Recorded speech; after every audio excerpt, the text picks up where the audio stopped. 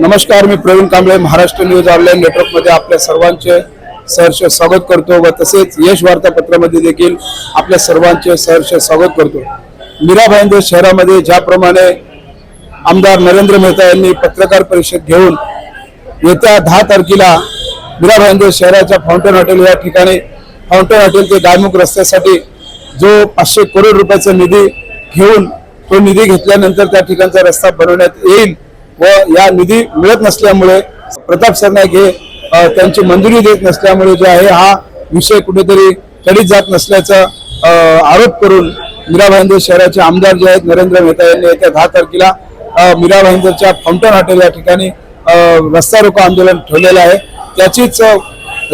त्याचीच प्रतिक्रिया देत असताना दुसरी पत्रकार परिषद आमदार महाराष्ट्राचे परिवहन मंत्री प्रताप सरनाईक यांनी एक पत्रकार परिषद घेऊन आज सर्व पत्रकारांना खुलासा केलेला आहे की ज्याप्रमाणे मीरा भाईंदर महानगरपालिकेला आमदार नरेंद्र मेहता हे कर्जबाजारी करू इच्छितात, बँकेचं 500 करोड रुपये कर्ज घेऊन या ठिकाणच्या ज्या महानगरपालिकेच्या ज्या प्रॉपर्टीज आहेत त्या बँकेकडे घाण ठेवून 500 करोड रुपयाचा या ठिकाणी जे आहे कर्ज घेऊन रस्ते बनवण्याचा जो कट या ठिकाणी आमदार नरेंद्र मेहता यांनी रचलेला आहे। या मीरा भाईंदर महानगरपालिकेला 500 करोड रुपयाचा कर्ज बाजारी मी होऊ देणार नाही असं या ठिकाणी म्हणून परिवहन मंत्री प्रताप सरनाईक यांनी या ठिकाणी जे आहे विरोध केलेला आहे आमदार नरेंद्र मेहता यांचा। चला तर मग पाहूया पुढील पत्रकार परिषदेमध्ये परिवहन मंत्री प्रताप सरनाईक यांनी आपली कशा पद्धतीने प्रतिक्रिया व्यक्त केलेली आहे पाहूया पुढील बातमीमध्ये। नमस्कार, जय महाराष्ट्र।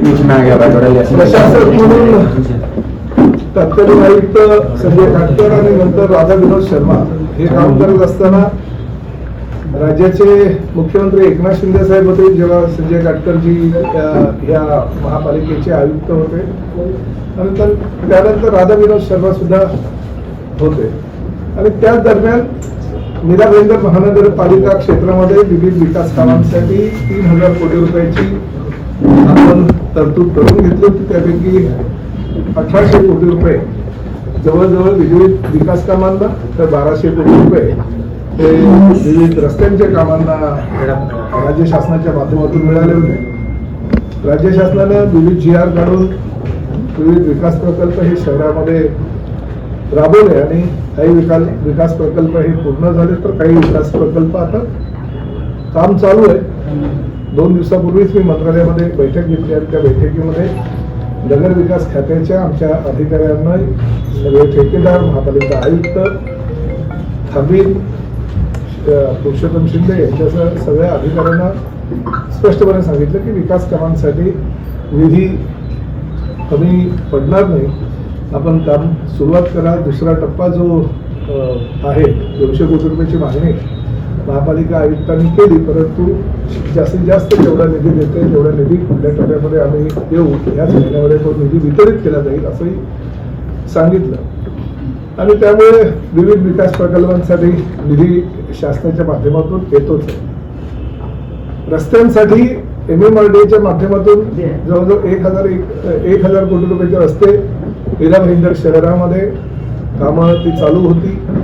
काही ठिकाणी जागा भूसंपादनाची प्रक्रिया पूर्ण झालेली नसल्या कारणानं काही 5-10% ठिकाणी कामं थोडीशी थांबलेली, परंतु 90 ते 95 ठिकाणी कामं पूर्णत्वाला आलेली आहे आणि MMRDAने अतिशय चांगल्या प्रकारचं काम या मीरा भाईंदर शहरामध्ये केलेलं आहे।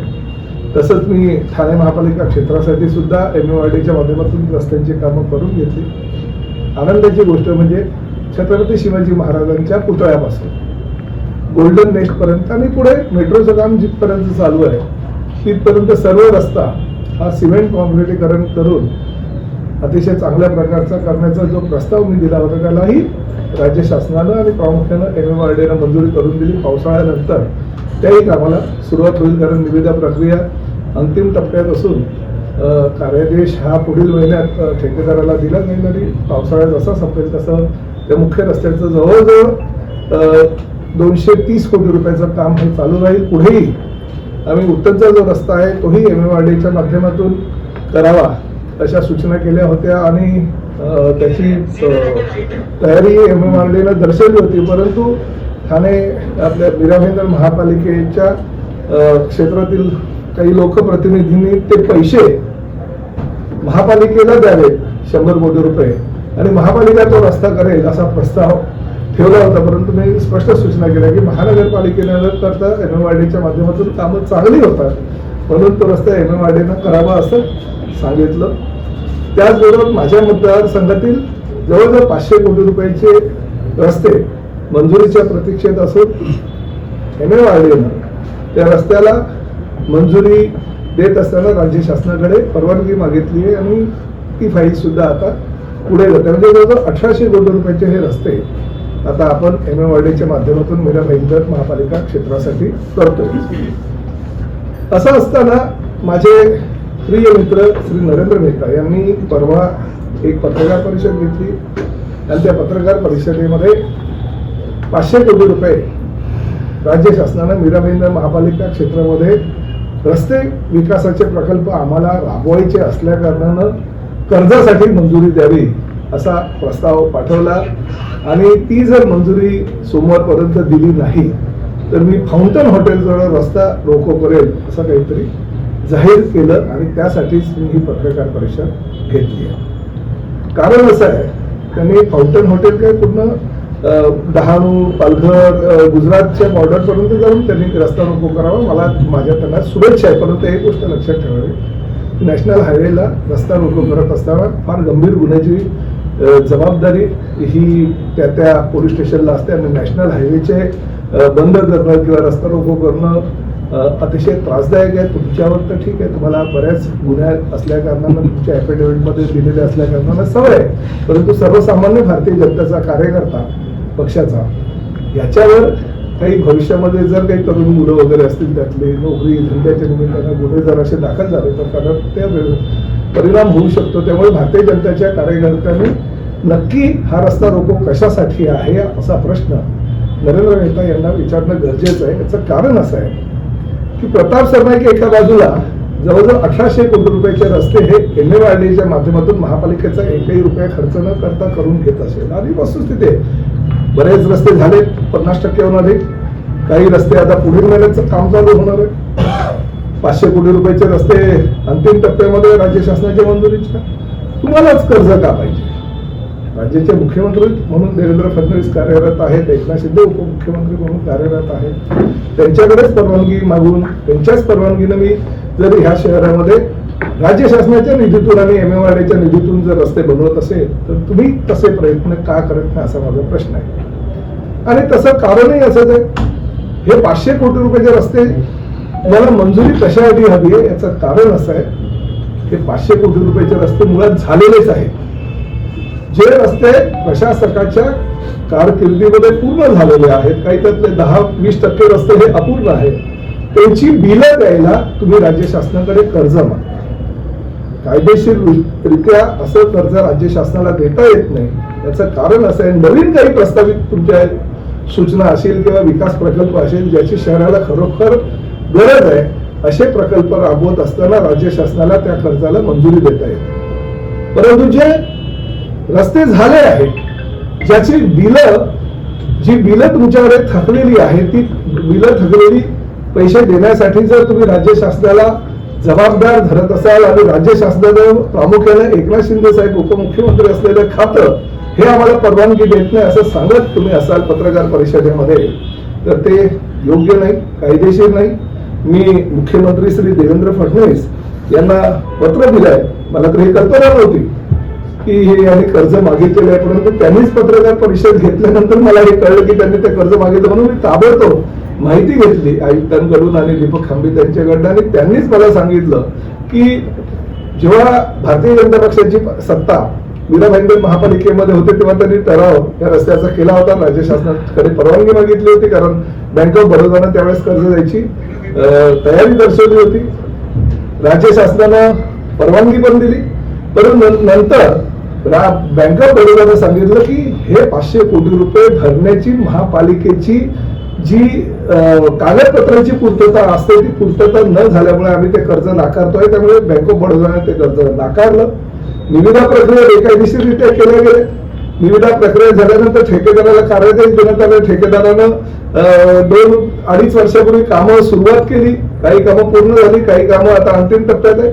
परंतु बेकायदेशीररित्या रस्त्याची कामं करून आज ठेकेदाराला जेव्हा बिलं द्यायची आहे तेव्हा तुम्ही काही कोठारी नावाचा जो तुमचा एजंट आहे तो 23% त्याच्याकडे मागणी करतो आणि त्या 23%च्या माध्यमातून जर तुम्ही राज्य शासनाला जबाबदार धरून हे कर्ज आम्हाला द्या आणि आम्ही विकासाची कामं करतोय असं जर सांगत असाल आणि जबाबदार धरत असाल तर ते योग्य नाही. त्यामुळे मी मुख्यमंत्र्यांना, उपमुख्यमंत्र्यांना आणि संबंधित खात्याच्या अधिकाऱ्यांना पत्र दिलेलं आहे की मीरा भाईंदर महापालिकेमध्ये काम पूर्ण झालेल्या रस्त्यांची बिले अदा करण्यासाठी 500 कोटी रुपये कर्ज काढण्याची परवानगी शासनाकडे मागणे कायदेशीर आहे का आणि त्याबाबत राज्य शासन निश्चितपणे योग्य तो निर्णय घेईल.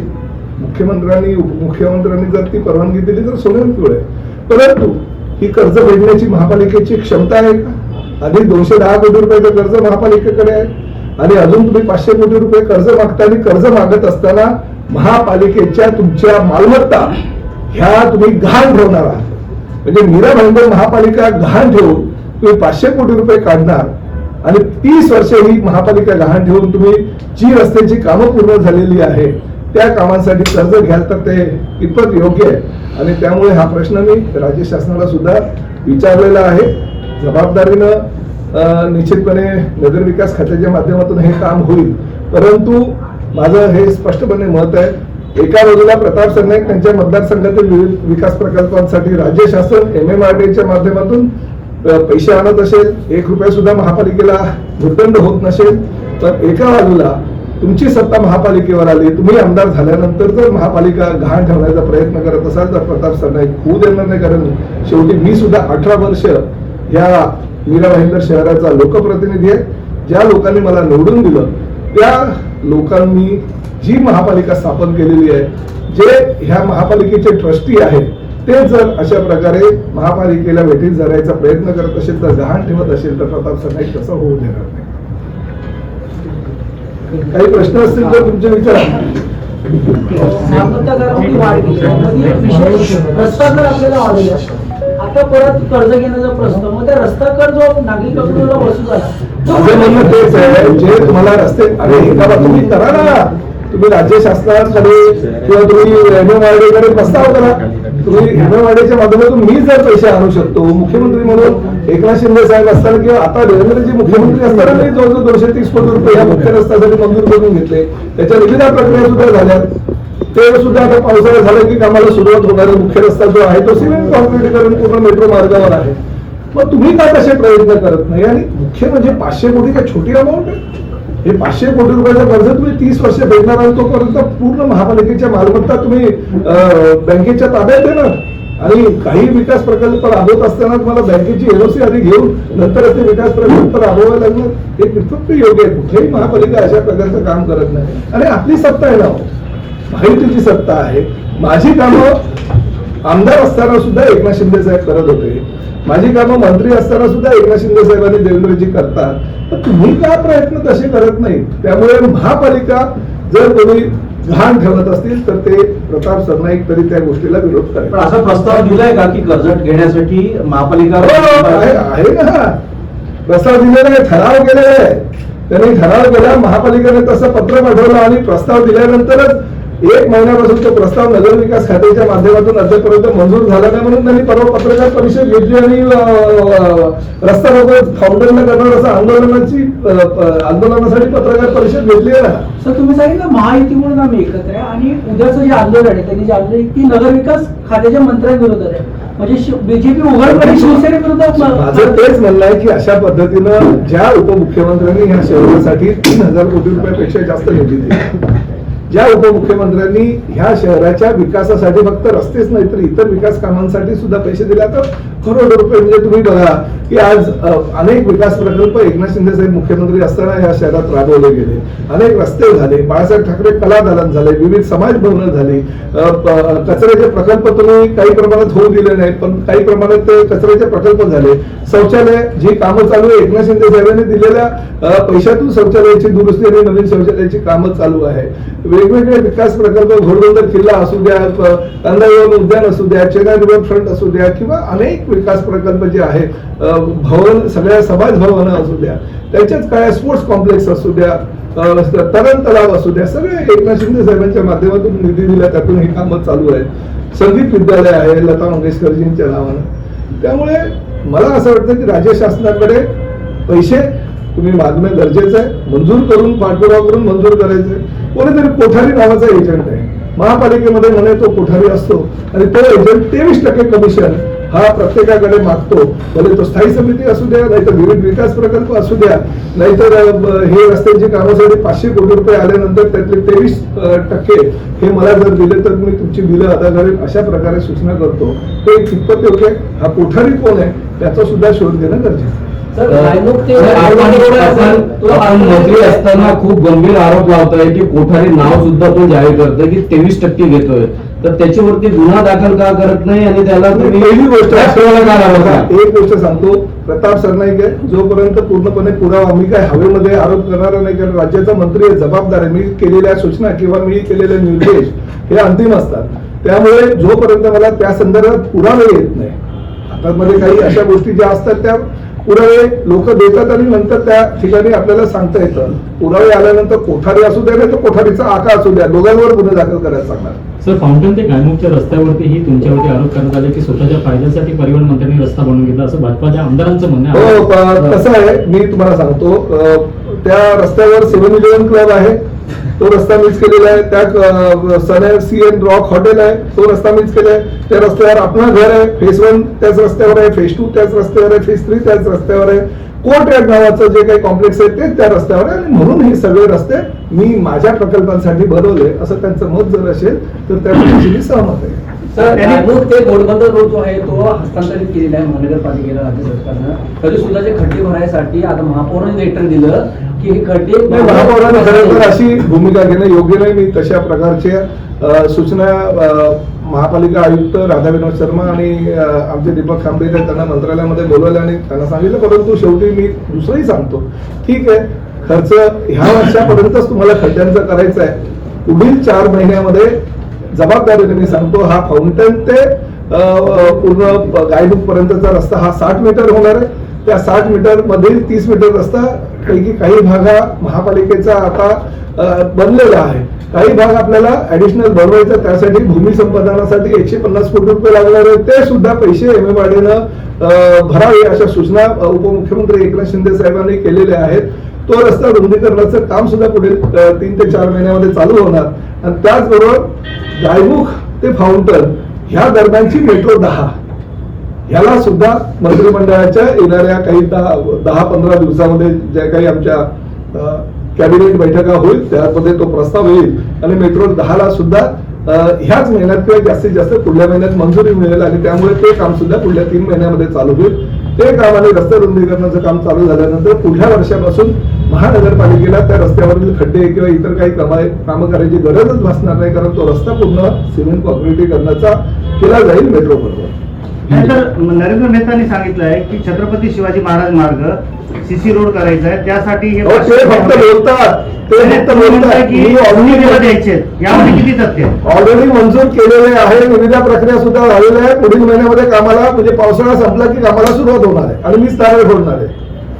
त्यांना बोलवेन मी, लोकप्रतिनिधी म्हणून प्रोटोकॉलचं पालन केलं पाहिजे. बोलवणार, छत्रपती शिवाजी महाराजांच्या पुतळ्याच्या खालीच नारळ फोडणार आणि कामाला सुरुवात येईल.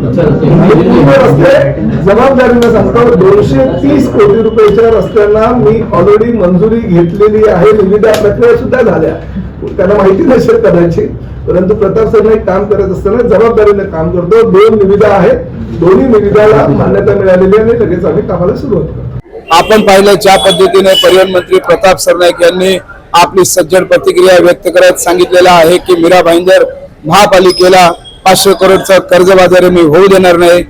अशाच नवनवीन बातम्या पाहण्याकरता महाराष्ट्र न्यूज नेटवर्कला व तसेच यश वार्तापत्राला लाईक करा, सबस्क्राईब करा आणि तुमच्या काही प्रतिक्रिया असतील तर आम्हाला जरूर कळवा. नमस्कार, जय महाराष्ट्र.